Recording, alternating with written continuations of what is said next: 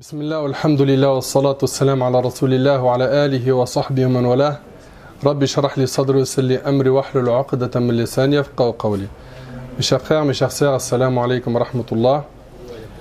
Tout d'abord, je remercie Allah subhanahu wa ta'ala de nous avoir réunis dans une parmi les maisons d'Allah subhanahu wa ta'ala pour l'évoquer, azza wa jal, pour apprendre plus sur notre religion.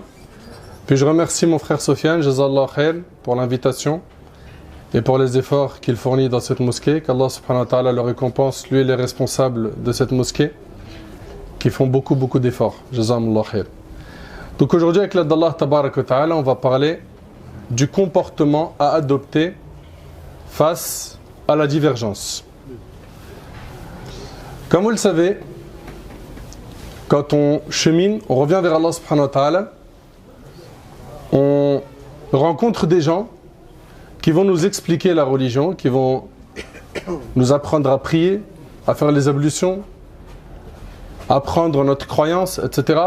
Et puis, souvent, on va rencontrer des gens qui vont nous dire « ça, c'est autorisé », d'autres qui vont nous parler de la même chose en disant que c'est interdit. Ou bien d'autres qui vont dire « ça, c'est sunnah », d'autres vont dire sur la même chose « c'est bid'a », c'est une innovation, ce n'est pas à faire. D'autres vont dire « c'est déconseillé », d'autres vont dire « non, ça, c'est autorisé, il n'y a pas de problème ». Et rapidement, quand on commence à apprendre la religion, on s'aperçoit qu'il y a des divergences. Des divergences entre les savants. Rahimahumullah. Comment est-ce qu'on doit se comporter? Est-ce que ces divergences sont un bien ou un mal? Alors déjà, on est en train de parler de divergence, mais divergence dans quoi? Alors, les savants ils disent que la divergence sur aslul milla, usul al-aqida, ça c'est un mal. Diverger sur la base du dogme, ça c'est un mal. Quelqu'un qui divergerait avec un autre, Allah, il y en a combien? Un ou plusieurs? On n'a pas à avoir ce type de divergence. D'accord? Par contre, là, les divergences qu'on va aborder, Inch'Allah, c'est dans Al-Furu'a. Que ce soit dans Furu'a al-Aqida, les branches de la croyance, ou les branches du fiqh, de la jurisprudence. Et les compagnons, radiyallahu anhum, ils ont divergé dans ces branches. Et avec ces divergences, ils se sont respectés. Et avec ces divergences, ils se sont respectés. Et malheureusement, aujourd'hui, on a des comportements très binaires. On va étudier chez un professeur, un cheikh, un imam. Tout ce qu'il va nous donner, on le prend pour argent comptant. De toutes les manières, tu n'as pas le choix. Tu es obligé de faire confiance à ton professeur, à ton imam. Mais le problème, c'est quoi? C'est que toute personne qui va contredire son imam, il est pour lui dans l'égarement. Il est dans l'erreur totale. Et c'est ça qui est condamnable. Ton professeur ou ton cheikh, il n'a pas la vérité absolue. Surtout que les sujets sur lesquels nos frères et nos sœurs aujourd'hui divergent, c'est des sujets qui font partie du domaine des branches des furu'a. C'est-à-dire que la tolérance est nécessaire dans ces types de divergences. Et concernant notre dars, Inch'Allah, il va se diviser en 4 parties. 1. La divergence est une miséricorde. La divergence est une miséricorde. 2. Les types de divergence. 3. Les causes de la divergence. Et 4. Le respect de la divergence. Ahbab el-Kiram, aujourd'hui on entend certains dire que les divergences dans les branches, c'est un mal. On entend al-khilaf ou sharr. La divergence est un mal. Alors que quand on regarde des grands savants, des savants de référence dans notre communauté, tels que l'imam An-Nawawi, As-Suyuti, Ibn Taymiyyah et d'autres, ils disent que la divergence c'est une miséricorde. Je parle encore une fois des divergences dans, vous avez compris, hein, Al-Furu'a. D'accord? L'imam Al-Khatib Al-Baghdadi, rahimallah, il rapporte ceci dans son livre sur les biographies des transmetteurs d'après l'imam Malik, rahimahullah. Le calife Abbasid al-Rashid a dit à l'imam Malik ibn Anas, rahimahullah, ô Abu Abdillah, veux-tu que nous recopions tes livres et que nous les répandions dans toutes les contrées de l'islam pour obliger la communauté musulmane à les suivre? Voilà, on prend le Muwatta et on l'impose à tout le monde. Le Muwatta de l'imam Malik. Et l'imam Malik répondit: ô prince des croyants, les divergences des savants sont une miséricorde de la part d'Allah pour cette communauté.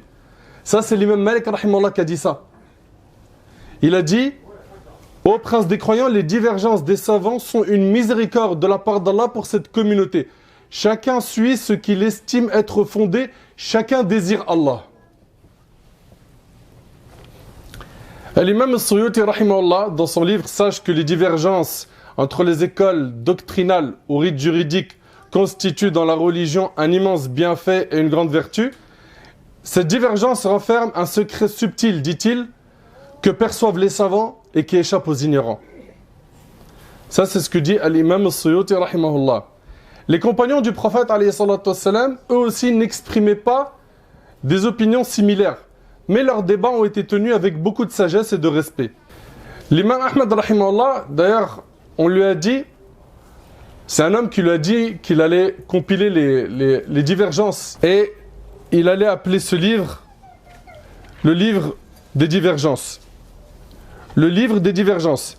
Et l'imam Ahmad rahimahullah, il lui a dit: Sammihi kitab as-sa'as, appelle-le plutôt le livre de la souplesse. Et ils ont été très nombreux à dire ce type de paroles. Et certains vont dire: oui, mais si tu dis que la divergence est une miséricorde, tu sous-entends que l'union sur la même opinion est un adhab, une souffrance, un châtiment. Non. Non, pas du tout. D'ailleurs, c'était les propos de Ibn Hazm. Il a dit: c'est une des paroles les plus incorrectes qui soient. Écoutez bien, il a dit: car si la divergence était une miséricorde, alors l'accord serait une punition. C'est ce qu'a dit Ibn Hazm, rahimallah. Ce qu'aucun musulman ne dirait, parce qu'il ne peut seulement y avoir accord ou désaccord, et il peut seulement y avoir miséricorde ou punition. L'imam al-Nawawi, rahimallah, qui a dit dans son commentaire de Sahih Muslim, il a dit: si quelque chose est une miséricorde, cela ne signifie pas que l'inverse de cette chose est l'inverse d'une miséricorde. Vous suivez? Personne ne fait ce genre de lien. Et personne ne dit même ce genre de choses, sauf un ignorant ou celui qui affecte l'ignorance. Allah subhanahu wa ta'ala a dit, écoutez attentivement, et parmi sa miséricorde, il a créé la nuit. Écoutez bien, et parmi sa miséricorde, il a créé la nuit pour vous, afin que vous vous y reposiez. Ici, Allah a qualifié Azza wa Jal la nuit de miséricorde. Pourtant, ça n'implique pas forcément que le jour soit une punition. Est-ce bien clair? Et on parle ici des divergences qui ont été fondées. Pas des avis qui ont été abandonnés, isolés, critiqués par l'ensemble des savants, ou des avis qui viennent contredire l'ijma', le consensus. On est en train de parler vraiment des divergences fondées, pas de ce qu'on entend aujourd'hui. La femme peut être imam, ok, faire khutbatul jumu'ah. Ça contredit l'écrasante majorité des savants. D'accord? C'est des avis à abandonner. Ou bien d'autres qui vont dire: le voile n'est pas obligatoire. Il y a un avis qui dit ça. Ça contredit l'ijma', le consensus. D'accord? Ces opinions-là, on ne les calcule pas. Ça, c'est à mettre de côté. Là, on est en train de parler des divergences qui sont fondées, où il y a de l'argumentation, c'est bâti sur quelque chose, et surtout, ça vient de la part des 4 écoles. Ok? Ces 4 grands imams qui sont très connus, l'imam Abu Hanifa, l'imam Malik, Al-Shafi'i et Ahmad, rahimallahu al-jami'. Ce sont ces 4 sommités qui se sont distingués dans l'histoire de l'islam de par la profondeur de leurs recherches et la multitude d'élèves qui ont transmis leurs opinions partout dans le monde. Ils sont vraiment sortis du lot. Certes, à leur époque, il n'y avait pas qu'eux. Il y avait des grands savants. Mais eux sont vraiment sortis du lot. Rahimahumullah. Un parmi nos pieux prédécesseurs, Al-Qasim ibn Muhammad, le fils d'Abu Bakr as-Siddiq, radiyallahu anhu an jami' as-sahaba, il a dit: les divergences parmi les compagnons de Muhammad sont une miséricorde pour les serviteurs d'Allah. Également, l'imam Shatibi, rahimallah, il a dit: une grande partie des pieux prédécesseurs a considéré que les divergences dans les branches de la religion étaient un des signes de la miséricorde d'Allah. Donc on est bien d'accord que les divergences dans les branches, c'est une rahma, c'est une miséricorde. Parce que vous entendrez autre chose sur ce sujet de la part de certains frères, de la part de certaines sœurs. Omar ibn Abdel Aziz et Al-Qasim ibn Muhammad se sont rencontrés et commencèrent l'analyse de hadith du prophète sallam. Omar a ensuite commencé à parler des choses qui différait de ce que Al-Qasim avait mentionné. Et Al-Qasim allait lui donner du fil à retordre concernant cela. Et ceci jusqu'à ce que la situation devienne plus claire. Sachant cela, Omar lui dit alors, ne fais pas ça. Je déteste ôter les faveurs d'Allah provenant des divergences. Al-Qasim rahimahullah a dit, j'ai été heureux de la parole de Omar ibn Abdel Aziz. Regardez ce qu'il a dit Omar ibn Abdel Aziz, radiyallahu anhu. Je détesterais que les compagnons n'eurent pas divergé entre eux. Car s'ils n'avaient pas divergé, il n'y aurait alors aucune liberté pour nous. Vraiment, les compagnons sont des imams par lesquels les gens sont guidés. Si quelqu'un suit la parole de l'un d'entre eux, il est dans la sunna. Et ça, c'est bien à comprendre. Peu importe qui tu vas suivre des 4 écoles, tu es sur le droit chemin. Parce que ça aussi, on vient aujourd'hui nous dire, non, mon frère, le haqq, il est chez l'imam Ahmed. Le haqq, la vérité absolue, elle est chez Malik, elle est chez Abu Hanifa. C'est quoi ces comportements? Eux-mêmes, ces imams, n'adoptez pas ce type de comportement. Fallah yajazikum khair, soyez très clairvoyants sur ces sujets. Ibn Taymiyyah rahimahullah, il a dit, le consensus des imams est une preuve indubitable et leur divergence est une vaste miséricorde. Vous voyez? Donc ça, c'était en guise d'intro concernant le premier point. Ensuite, deuxième point, les types de divergence. Il y a, comme on vous a dit, la divergence sur la base de la religion Aslul Millah. Et c'est à ce sujet qu'Allah Tabarak wa Ta'ala a dit وَلَا يَزَالُونَ مُخْتَلِفِينَ إِلَّا مَنْ رَحِمَ رَبُّكَ. Or, ils ne cessent d'être en désaccord entre eux, sauf ceux à qui ton Seigneur a accordé miséricorde. Ibn Hazm, Ibn Taymiyyah, l'imam Shatibi, Ibn Rajab et d'autres parmi les grands savants ont dit que le mot désaccord cité dans le verset concerne la base de la religion. La base de la religion. Quiconque est en désaccord avec le tawhid sort de la miséricorde d'Allah. D'accord? Ça, c'est donc le premier type de divergence. Ensuite, il y a le deuxième type de divergence, celui qu'on appelle al-khilaf et al-furu', la divergence dans les branches. D'accord? Et dans les sujets où l'effort d'interprétation est permis. Al-masail al-ijtihadiyya. Quant à ce type de divergence, nos grands imams, parmi les pieux prédécesseurs, ont dit que cette divergence ne nuisait en rien. Les compagnons eux-mêmes ont divergé dans les furu' de la religion. Et malgré cela, Allah Tabarak wa Ta'ala a fait leur éloge dans le Coran. Vous savez, donc diverger dans la base de notre religion, la croyance, les bases, ça c'est pas bon. C'est blâmable. Mais dans le furu', c'est permis.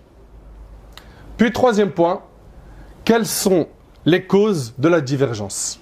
Pourquoi est-ce que ces savants ont divergé? Alors, il y a plein de causes. Premièrement, la nature des gens.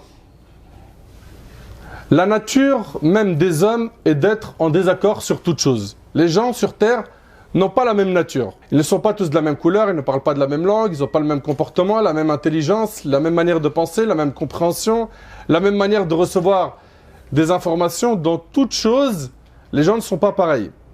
Il n'existe pas deux personnes sur Terre qui peuvent être d'accord sur tout. Il y a sûrement des choses dont ils ne sont pas d'accord. Allah Tabarak wa Ta'ala dit dans le Coran, dans Surat Ar-Rum, Surat 30, verset 22, وَمِنْ آيَاتِهِ خَلْقُ السَّمَاوَاتِ وَالْأَرْضِ وَاخْتِلَافُ أَلْسِنَتِكُمْ وَأَلْوَانِكُمْ إِنَّ فِي ذَلِكَ لَآيَاتٍ لِلْعَالِمِينَ. Et parmi ces signes, la création des cieux et de la terre et la variété de vos langues et de vos couleurs. Il y a en cela des preuves pour les savants. Donc le fait que les gens soient différents est une chose qu'Allah Tabarak wa Ta'ala a voulu. Donc chacun a sa manière de comprendre. Chacun a une manière de penser qui est différente de celle des autres. D'accord? La nature des gens est donc l'une des raisons principales des divergences. Également le fait de ne pas avoir reçu la preuve. Il n'y a pas que ça, hein. Il y a plein de causes. Le fait qu'un tel n'ait pas reçu la preuve, le fait qu'un tel ait reçu la preuve mais n'ait pas compris la preuve comme tel autre savant. Ou le fait qu'un tel considère ce texte comme étant abrogé. Abrogé, ça veut dire il était autorisé de faire cela dans un premier temps, puis il y a eu une annulation de faire cette pratique. Une abrogation. Donc, le fait de ne pas avoir reçu la preuve. Il est possible que cela arrive à un cheikh aujourd'hui dans notre monde contemporain, mais c'est déjà arrivé aussi à l'époque de nos ancêtres, rahimahumullah. Ibn Abbas radiyallahu anhu rapporte, Omar ibn al-Khattab prit la route pour le Sham. Lorsqu'il arriva à Sarg, il trouva les généraux commandant les troupes, Abu Ubaïda ibn al-Jarrah et ses compagnons, qui l'informèrent qu'une épidémie de peste sévissait dans le Sham. Puis Abu Ubaïda lui a dit: ô prince des croyants, tu fuis le destin d'Allah? Omar lui a dit: je fuis le destin d'Allah vers le destin d'Allah. C'est-à-dire qu'il fuit la prédestination de la maladie vers la prédestination de la santé. On tire comme leçon de cette histoire que les compagnons ont divergé. Omar, c'est un grand savant. Il n'avait pas de preuve à ce sujet. Et c'est là que Abdurrahman ibn Auf, radiallahu anhu, qui était absent pour quelque affaire, arriva à ce moment et dit: je détiens une science concernant ce sujet. J'ai entendu le prophète alayhi salatu wassalam dire: lorsque vous apprenez que la peste se déclare dans un pays, ne vous y rendez pas. Et si l'épidémie arrive quand vous y êtes déjà, n'en sortez pas. Et le hadith, il est rapporté par Bukhari Muslim. Omar radiallahu anhu remercie alors Allah et prit le chemin du retour. On voit ici que Omar radiallahu anhu et un grand nombre de compagnons n'avaient pas de preuves dans cette histoire. Et donc le fait de ne pas avoir eu de preuves dans ce sujet a causé une divergence entre les compagnons. Également, le fait de ne pas savoir que la preuve qu'on utilise est abrogée. Par exemple, le prophète sallallahu alayhi wa sallam, il avait interdit de visiter les tombes. Puis après, il a dit: visitez-les car elles rappellent l'au-delà. D'accord? Donc c'était interdit dans un premier temps, puis après ça a été abrogé. Ça a été autorisé par la suite. D'accord? Donc le fait qu'un savant ne sache pas que la preuve qu'il utilise a été abrogée peut causer une divergence. Également, l'oubli est une cause de divergence. On rapporte d'Ibn Mas'ud radiallahu anhu qui disait: un jour le prophète alayhi salatu wassalam avait prié. Lorsqu'il termina, on lui demanda: ô messager d'Allah, est-il arrivé quelque chose dans la prière? Il répondit: que s'est-il passé? Ils répondirent: tu as prié un nombre tel et tel. Ibn Mas'ud ajouta: alors il plia ses deux pieds, s'orienta vers la Qibla, se prosterna 2 fois, puis il mit fin à la prière, il se dirigea vers nous et dit: en vérité, si quelque chose s'était passé dans la prière, je vous en aurais informé. Mais je suis un être humain comme vous, j'oublie comme vous le faites. Si donc j'ai oublié, rappelez-le moi. Et le hadith, il est rapporté par l'imam Muslim. Il a dit: si vous doutez dans la prière, fiez-vous à votre bonne conscience et complétez, puis prosternez-vous 2 fois. L'oubli est donc une cause de divergence. Omar radiallahu anhu, qui était un grand compagnon, a déjà été touché par l'oubli. Un jour, il oublia le hadith de Tayammum que Ammar radiallahu anhu lui avait rappelé. Je reviens donc à dire que l'oubli est une cause de divergence. D'ailleurs, il est possible que tu oublies quelque chose chez toi et que cette chose soit la cause d'une divergence entre toi et ton épouse.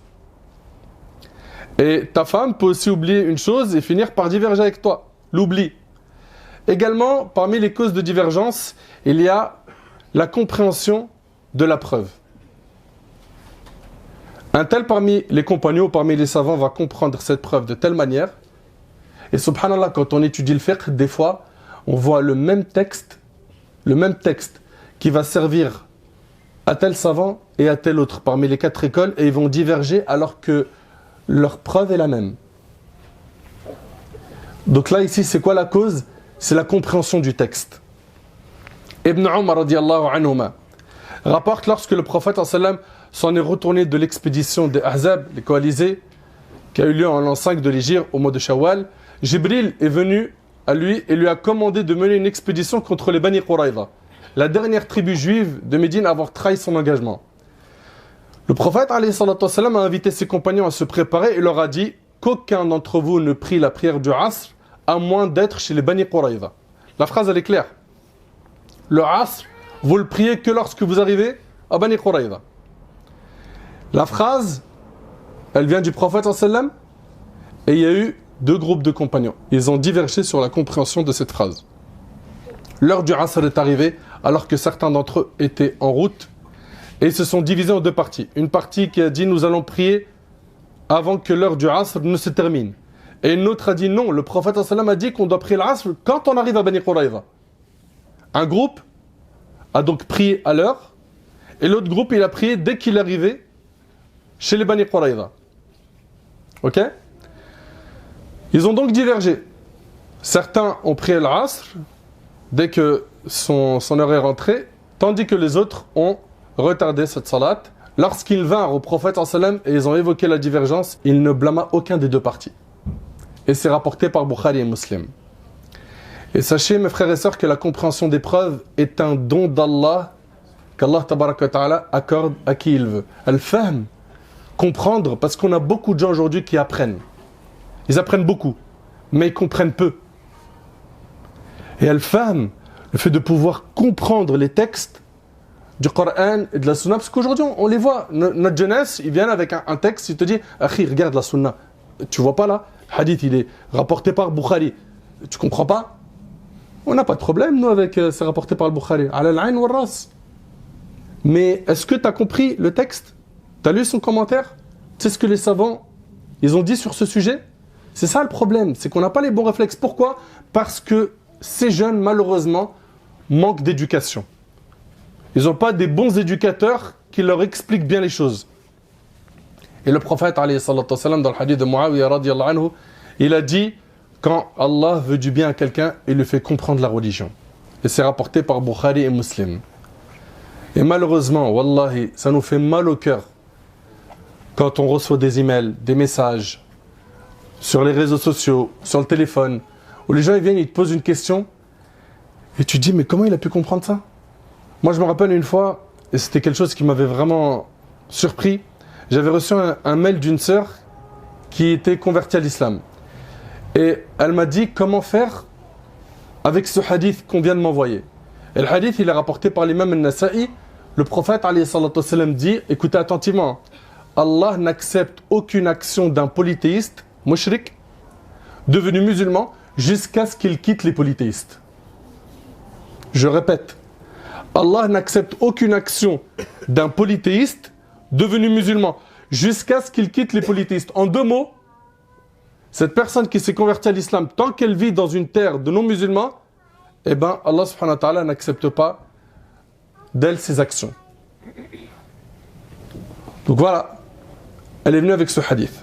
Ok? Et vous avez sûrement déjà entendu ce hadith où le prophète sallallahu alayhi wa sallam, il dit « Je me désavoue de tout musulman résidant chez les polythéistes. » Eh bien, figurez-vous que ces deux hadiths-là, dans Fath al-Bari, le commentaire de Sahih al-Bukhari, Ibn Hajar rahimallah, en commentant ces deux hadiths, il dit « Cela s'applique à celui qui craint pour sa foi et sa condition religieuse. » Donc venir dire, la personne qui se convertit à l'islam, elle n'a pas le droit de résider dans une terre de non-musulmans, elle doit partir, émigrer, partir direct. Mais subhanallah, tu n'as pas lu l'explication des textes. Et c'est ça aujourd'hui qu'on reproche à beaucoup de gens. C'est qu'ils ne creusent pas. Ils ne creusent pas les sujets. Et sachez aussi que ce n'est pas parce qu'on est âgé qu'on a une meilleure compréhension des preuves que quelqu'un qui est plus jeune. On a aussi ça. La personne âgée qui vient et dit « Sghir, parce qu'il ne m'arrafche. » Imam, ouais.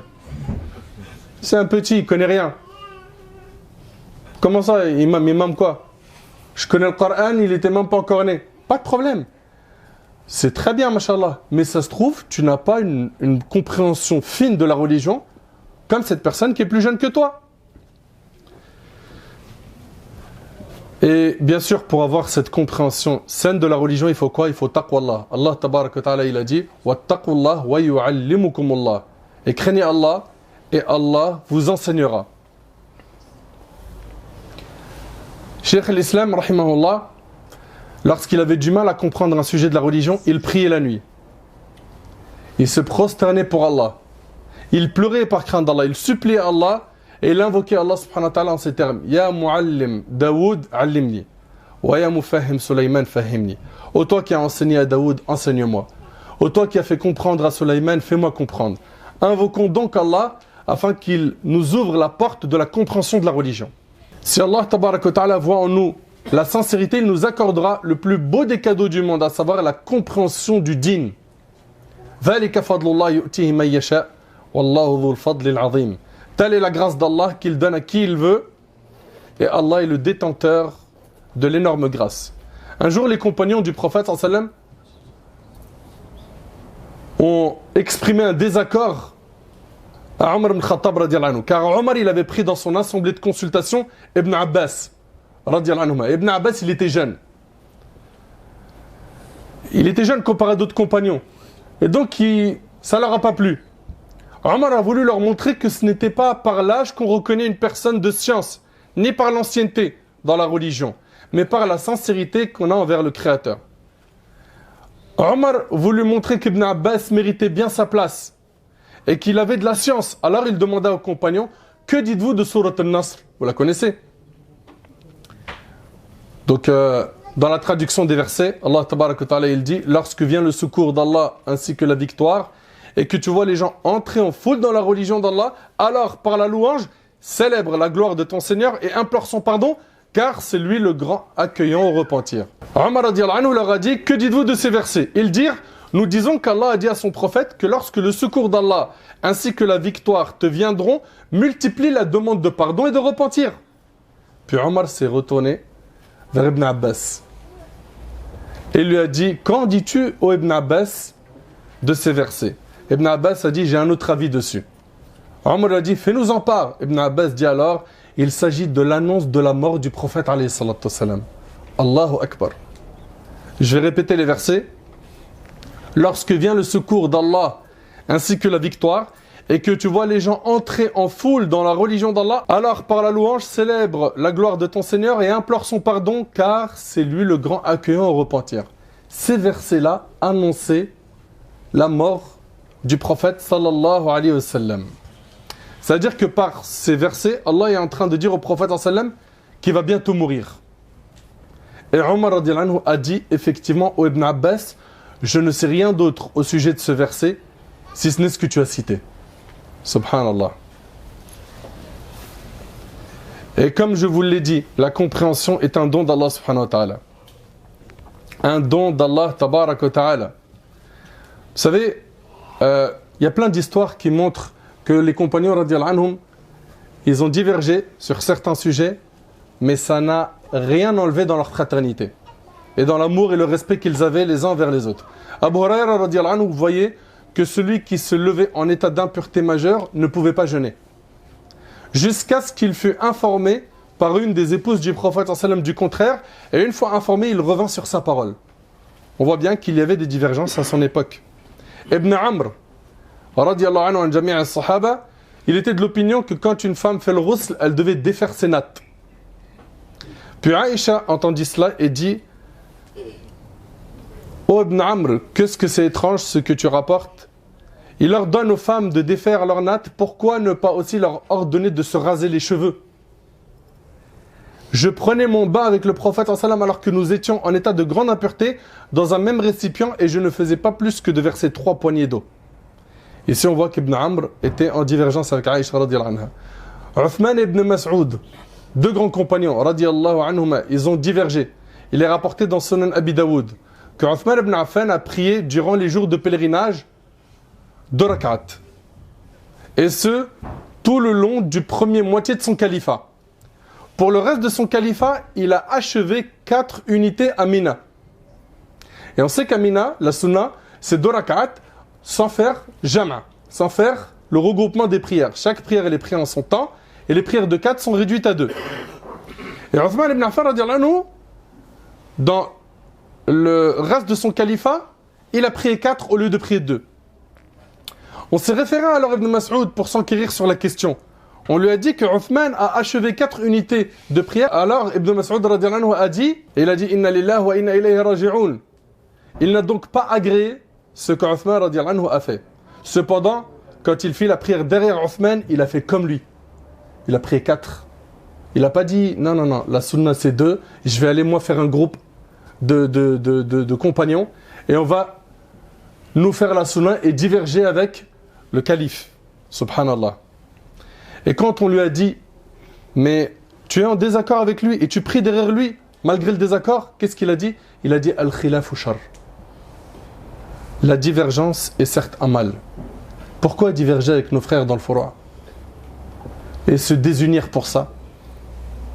Et en réalité, quand on creuse, on s'aperçoit que la plupart des gens qui ne tolèrent pas d'entendre d'autres opinions fondées, des divergences qui sont fondées, la plupart du temps, c'est quoi? C'est à cause de leur ignorance. Ils n'ont pas étudié. Et quand on étudie, ça y est, ça se déverrouille. on a plus de facilité à accepter d'écouter d'autres opinions, qui sont fondées bien sûr. Omar et Abu Bakr, radiallahu anhum, ils ont divergé sur ce qu'ils allaient faire aux esclaves de Badr. Les exemples, ils sont très nombreux. Subhanallah, les Muhajirin et les Ansar, ils ont également divergé sur un sujet. Vous savez, c'est rapporté par l'imam Muslim. Les Muhajirin et les Ansar, ils ont divergé concernant quand est-ce que le ghusl devient obligatoire. Alors les Ansar, ils ont dit le ghusl il est obligatoire quand il y a une éjaculation. Et les Muhajirin, ils ont dit non. Les Muhajirin, ils ont dit non. Ils ont dit le simple rapport nécessite le ghusl. Alors Abu Musa al-Ash'ari, radiyallahu anhu, il leur a dit je vais m'occuper de cette affaire. Et il est parti voir Aïcha, radiyallahu anha. Et ici, il y a plein de leçons. Un, c'est qu'il n'y a pas de pudeur dans la science. C'est-à-dire que c'est un sujet qui est sensible. Mais quand il s'agit d'apprendre, il faut que tu questionnes même si tu as honte. Questionne avec les meilleures formules, les meilleurs propos, les meilleures paroles. D'accord ? Il ne faut pas que ta pudeur t'empêche d'apprendre la religion. Et donc Abu Musa al-Ash'ari, quand il a posé la question à Aïcha radiyallahu anha, elle a expliqué que lorsqu'il y a la pénétration donc du sexe de l'homme et celui de la femme, eh ben, il y a obligation du ghusl, et dans une version musulmane, même s'il n'y a pas eu d'éjaculation. Donc on comprend ici que les compagnons radiyallahu anhum, ils ont divergé. Ils ont divergé et ils se sont respectés. Ils ont divergé et les 4 écoles après eux ont divergé, les savants après eux ont divergé. Pour ce qui est des 4 écoles, on les voit toujours, ces mêmes sujets. Celui qui dit que le niqab est obligatoire, d'autres... Le niqab est obligatoire chez l'imam Ahmed, les 3 autres ont dit que ce n'était pas obligatoire et ils se sont respectés. Chez l'imam Abu Hanifa, lui, il considère que même les pieds ne sont pas une awra pour la femme. Les autres savants considèrent que c'est une awra. Et ça s'appelle des divergences qui viennent de sommité. Pour ce qui est du liquide spermatique, l'imam Malik et Abu Hanifa, ils voient que c'est impur. Et l'imam Ahmed et Shafi'i disent que le liquide spermatique est pur, contrairement à l'imam Abu Hanifa et Malik. Les contemporains, pareil, ils ont divergé. On entend souvent les noms de plusieurs shuyukh parmi les contemporains, tels que Cheikh Ibn Baz, Al-Uthaymin, Al-Albani. Beaucoup de ces noms, rahimahumullah, ils ont divergé entre eux. Dans le chapelet, par exemple. Le chapelet, Cheikh Al-Albani voit que c'est une innovation. Cheikh Ibn Baz et Cheikh Al-Uthaymin, ils disent que c'est autorisé. Et c'est aussi l'opinion d'Ibn Taymiyyah. Et certains compagnons ont même utilisé des pierres dans tasbih et ça ne dérange pas. Mais le problème, c'est quoi ? C'est moins tu étudies, plus tu es dur et tu es rigide. Plus tu étudies, plus tu apprends, plus ça se décoince. Et plus tu dis, subhanallah, j'aurais dû me taire tel jour. Pourquoi est-ce que j'ai blâmé un tel alors que... Pareil, dans les appellations aussi, lui dit, obligatoire de s'appeler salafi, lui dit, arrêtez un peu avec tout ça. Arrêtez, Allah barik fikum. Les opinions existent des savants, il y a des divergences qui sont fondées sur ces sujets. D'accord ? Que celui qui adopte telle opinion ne blâme pas l'autre. Ne blâme pas l'autre. Maintenant, on attaque la dernière partie qui est Adabul Khilaf, le respect de la divergence. Le respect, notre communauté souffre des divisions et des divergences. Et malheureusement, même au sein des imams. Les imams, même, subhanallah, les gens qui ont étudié, qui tiennent des mosquées depuis des années et des instituts, illa man rahimallah, beaucoup d'entre eux, malheureusement, sauf ceux à qui Allah fait miséricorde, ils sont des fois rigides dans certains sujets. Et il va y avoir des animosités qui vont se créer de par les divergences d'opinion qu'ils ont dans le furu'. Et ça, c'est quelque chose à blâmer. À blâmer. Et aussi une autre chose qu'on vous demande, Inch'Allah, d'éviter, s'il vous plaît, barakallahu fikum, c'est l'attachement aveugle qu'on a aujourd'hui à nos imams, à nos prêcheurs, et le culte de la personne qu'on voit aujourd'hui. C'est impressionnant de voir à quel point aujourd'hui un tel ne tolère pas que tu dises que l'imam ou le prêcheur ou le cheikh ou ton professeur que tu suis, il n'est pas d'accord avec lui. Et tout de suite on voit quoi ? Ah, il n'est pas d'accord avec mon prof ? Je lui serre plus la main, je lui parle plus. Pourquoi ? Pourquoi ce comportement ? Il a le droit de ne pas être d'accord avec ton prof, avec ton imam. Ton imam, c'est pas un prophète. Non mais moi, mon imam, il a quand même une particularité, mon frère. Tu sais c'est quoi ? C'est qu'il prend toujours le qawl al-rajih. Il prend l'avis le plus fort. Mais c'est l'avis le plus fort selon lui. C'est lui, en faisant ses recherches et ses lectures, il arrive à ce résultat. Tu prends un autre imam sur le même sujet, il va dire non, la vie le plus fort, c'est pas ça. Et pour sortir de ces problèmes, il y a une solution qui est simple. Et c'est une solution qui a existé depuis les premiers temps. Et qui existe toujours. C'est de revenir aux écoles juridiques. De suivre une parmi ces écoles. Non, mon frère, moi je suis la majorité. Mais comment tu fais quand... Alors la majorité pour toi, c'est-à-dire 3 écoles sur 4. 3 écoles sur 4, on dit ça. Ok ? Ou bien, il y a ici 4 écoles qui disent telle chose et les autres disent telle autre. Mon frère, le problème, c'est quand tu vas te retrouver dans des sujets où il y a 2 opinions, 2 opinions. Vas-y, dis-moi, tu fais comment ? Ou 4 avis différents. Dans certains sujets de fiqh, des fois, les 4 écoles, ils ont une opinion chacun qui est différente. Tu fais comment ? Ben, je regarde, c'est lequel le dalil le plus fort. Toi, tu as le niveau d'aller voir les textes et les preuves et les fondements de chacun et faire des études comparatives. Un peu de modestie. Un peu de modestie. Mais faut que chacun reste à sa place. Arriver à ça, à pouvoir faire des études comparatives et regarder les fondements d'un tel, les preuves d'un tel, mais ça demande un niveau énorme que toi et moi on n'a pas. Donc si tu n'es pas capable, tu n'as pas atteint le degré d'ijtihad, tu n'es pas un mujtahid, tu es un muqallid. Un muqallid, il se contente, un suiveur, il se contente de suivre un mujtahid. Suis un des 4 parmi les imams, les 4 écoles, et évolue, apprends. Et quand tu apprends le fiqh, tu l'apprends par étapes. D'abord une vision globale, sans avoir les preuves. C'est-à-dire que tu apprends juste ce que dit l'école juridique sur les chapitres de fiqh. Deuxième étape, c'est tu apprends ses opinions de l'imam Malik, par exemple, avec ses preuves. Et après, tu regardes les divergences. Mais aujourd'hui, regardez comment c'est enseigné. Il rentre, il n'a aucun outil, il ne maîtrise pas l'arabe, il ne connaît pas les subtilités de l'arabe, il ne connaît rien dans toutes les matières. Et il te dit non ici parce qu'il y a telle preuve qui contredit telle preuve. Arrête. Bien sûr, je m'adresse ici à quelqu'un qui est débutant, ok ?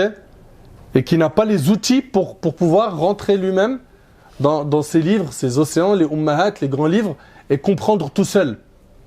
Après, tu as des gens qui vont dire, mais ça veut dire quoi ? Ça veut dire que le Coran et la Sunna, il n'y a qu'une élite qui peut la comprendre, c'est ça que tu veux nous dire ?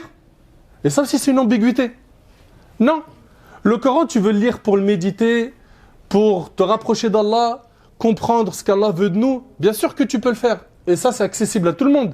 Mais extraire les règles juridiques du Coran et de la Sunna, ça ne t'appartient pas, désolé.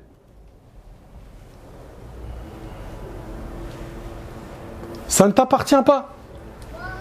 Me dis pas, je lis un verset et je sors les règles. T'es qui ?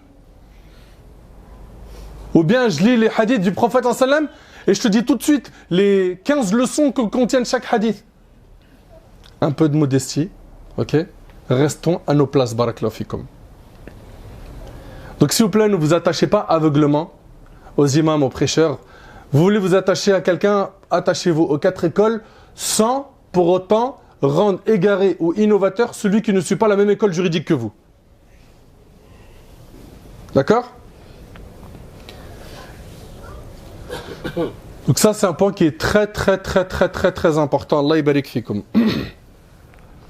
Soyez sincères, suivez les grands savants, ok ? Je parle ici des 4 écoles. Et ne vous disputez pas avec ceux qui n'ont pas la même opinion que vous.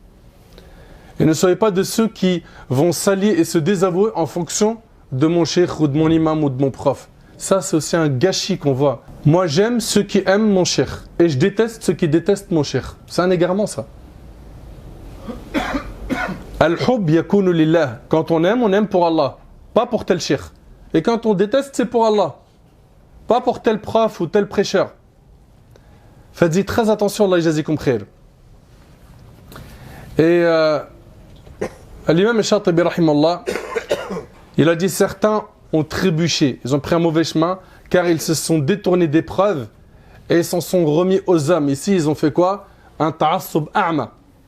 Et à cause de cela, ils sont sortis de la voie des compagnons et des successeurs et ils ont suivi leur passion sans science et ils se sont égarés du droit chemin.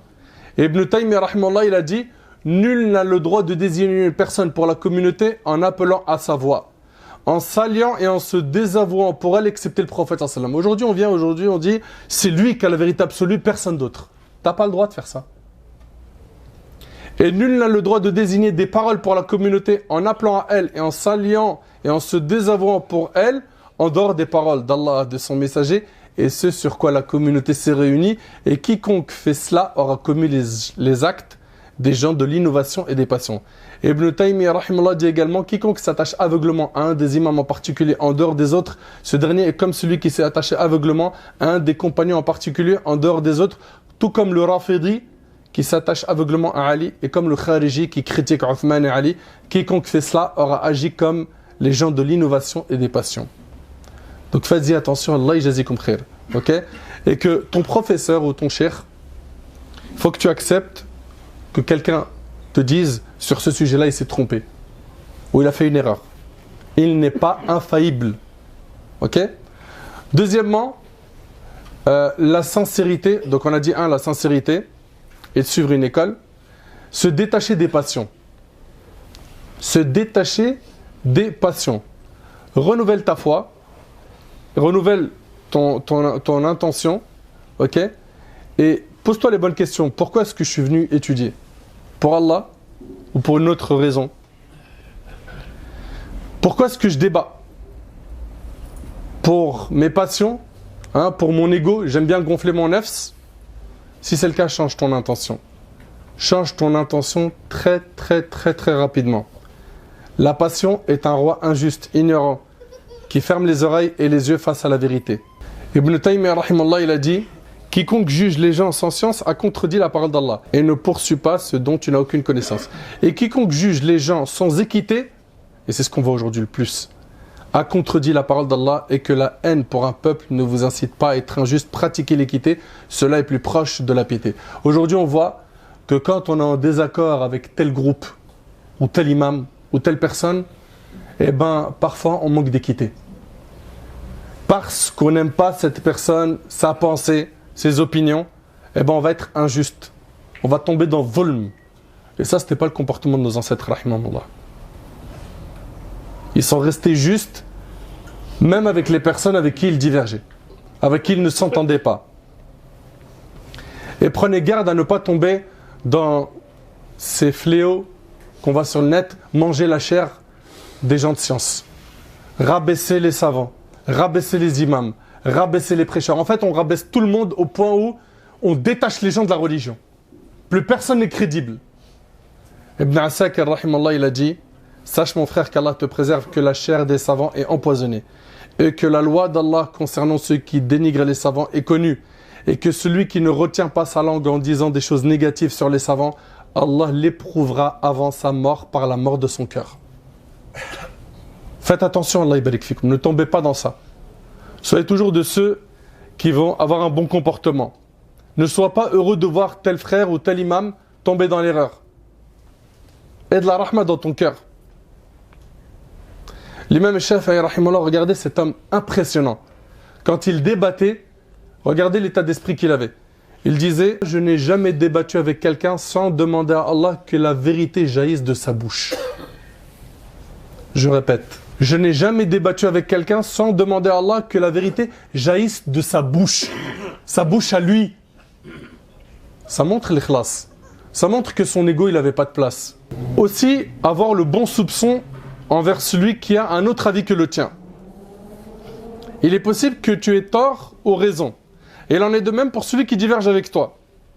Si tu sais cela, ne rabaisse pas les autres en te faisant des éloges. En te jetant des fleurs, Allah subhanahu wa ta'ala dit dans Surat An-Najm: فَلَا تُزَكُّوا أَنفُسَكُمْ هُوَ أَعْلَمُ بِمَنِ اتَّقَى. Ne vantez pas vous-même votre pureté. C'est lui qui connaît mieux ceux qui le craignent. Ils sont là à se jeter des fleurs. Où est passée ta sincérité? Et le prophète alayhi salatu wassalam a dit Iyyakum wadh-dhann, méfiez-vous de la présomption, car la présomption est le parler le plus mensonger. Allah tabaraka wa ta'ala dit Ya ayyuhalladhina amanu ijtanibu kathiran min adh-dhann inna ba'da adh-dhanni ithm. Ô vous qui avez cru, évitez de trop conjecturer sur autrui, car une partie des conjectures est péché. Et l'imam al-Qurtubi rahimahullah, il a dit penser du mal d'une personne dont l'apparence est pieuse est interdit dans la religion d'Allah. Si tu vois que le côté apparent de ton frère est bon, sache que tu n'as pas le droit de fouiller dans son cœur et de creuser dans son cœur. Fais pas ça. Fais pas ça. Tu vois de lui du bien, comporte-toi avec lui bidhahirihi, selon ce qu'il dégage en apparence. Et méfiez-vous d'adopter cette attitude qui consiste à creuser les défauts des gens. Le prophète alayhi salatu wassalam, dans le hadith d'Abu Barz al-Aslami radiyallahu anhu, il a dit ô vous qui avez cru avec vos langues alors que la foi n'a pas encore pénétré votre cœur, ne médisez pas des musulmans et ne cherchez pas les défauts de vos frères, car quiconque cherche les défauts de son frère en islam, Allah cherchera les siens, et celui dont Allah cherche ses défauts, il l'humiliera en mentionnant ses défauts, même ce qu'il a commis seul dans sa demeure. Et c'est rapporté par Ahmad et d'autres. Également, ne pas se tourner le dos après la divergence. Ibn Taymiyyah rahimahullah, il a dit وَأَمَّا الْإِخْتِلَافِ فِي الْأَحْكَامِ فَأَكْثَرُ مِنْ أَنْ يَنْضَبِطْ وَلَوْ كَانَ كُلَّمَا اخْتَلَفَ مُسْلِمَانِ فِي شَيْءٍ تَهَاجَرَ لَمْ يَبْقَ بَيْنَ الْمُسْلِمِينَ عِصْمَةٌ وَلَا أُخُوَّةٌ. Quant à la divergence concernant les règles, elles sont trop nombreuses. Et si à chaque fois que deux musulmans divergent sur une chose, ils se tournent le dos, il ne restera plus entre les musulmans ni union ni fraternité. Et je finis ce thème en parlant d'un comportement très important qui est, quand on débat avec hikmah, avec sagesse. Avec les meilleures paroles, bonne exhortation, en utilisant les meilleurs mots. Allah tabaraka wa ta'ala dit Ud'u ila sabili rabbika bil hikmati wal maw'izati al hasana. Par la sagesse et la bonne exhortation, appelle les gens au sentier de ton Seigneur. Et Allah tabaraka wa ta'ala, concernant les débats, il a dit azza wa jal wajadilhum billati hiya ahsan, et débat avec eux de la meilleure façon. Donc tu veux débattre avec hikmah. C'est quoi la hikmah? C'est quoi la sagesse? C'est qawlu ma yanbaghi fi al-waqt alladhi yanbaghi ala al-wajh alladhi yanbaghi. Dire ce qu'il faut au moment où il faut, de la manière qui convient. Débat donc avec sagesse, sois miséricordieux dans le débat.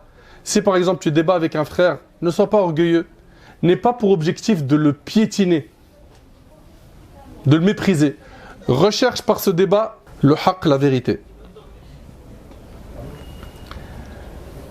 Ne pense surtout pas que tu es pieux et que lui c'est un pervers. Regardez l'imam Shafi'i, il demandait à Allah qu'il fasse jaillir la vérité dans la bouche de son interlocuteur. Allahu Akbar. Aujourd'hui on a perdu beaucoup de tout ça. On a perdu énormément de tout ça. Et un savant, un mujtahid, un grand savant qui fait des efforts de recherche, il fait un ijtihad, et il se trompe, il a quand même une récompense. C'est-à-dire qu'on doit respecter les ulama, même si ils n'ont pas vu juste sur tel ou tel sujet. Amr ibn al-As radiyallahu anhu rapporte qu'il a entendu le prophète sallallahu alayhi wa sallam dire quand le juge fait effort d'interprétation du texte dans son jugement. Dans le hadith, il est dit, le juge, et Cheikh al-Uthaymin a dit dans le sharh du hadith que le mufti est aussi concerné par ce hadith. Si son interprétation est juste, il a 2 salaires, 2 récompenses. Et s'il s'est trompé, il a quand même une récompense. 2 récompenses pourquoi? Pour avoir trouvé la vérité, et l'autre pour avoir fait l'effort de recherche. Et pourquoi celui qui n'a pas eu juste, il a quand même une récompense? Parce qu'il a fait l'effort de recherche, et c'est rapporté par Bukhari et Muslim. Voilà mes frères et sœurs, en résumé, le comportement adopté en cas de divergence. Je demande à Allah subhanahu wa ta'ala qu'il unit nos cœurs, qu'il nous accorde une clairvoyance et qu'il nous facilite de bien comprendre notre religion. Je demande à Allah subhanahu wa ta'ala de nous unir sur la vérité, de nous accorder ce magnifique comportement qui est le respect de la divergence. أسأل الله سبحانه وتعالى أن ينفعني بما قلت وأن ينفعكم بما سمعتم. هذا ما أعلم والله عز وجل أعلى وأعلم. سبحانك اللهم وبحمدك أشهد أن لا إله إلا أنت أستغفرك وأتوب إليك. جزاكم الله خير والسلام عليكم ورحمة الله.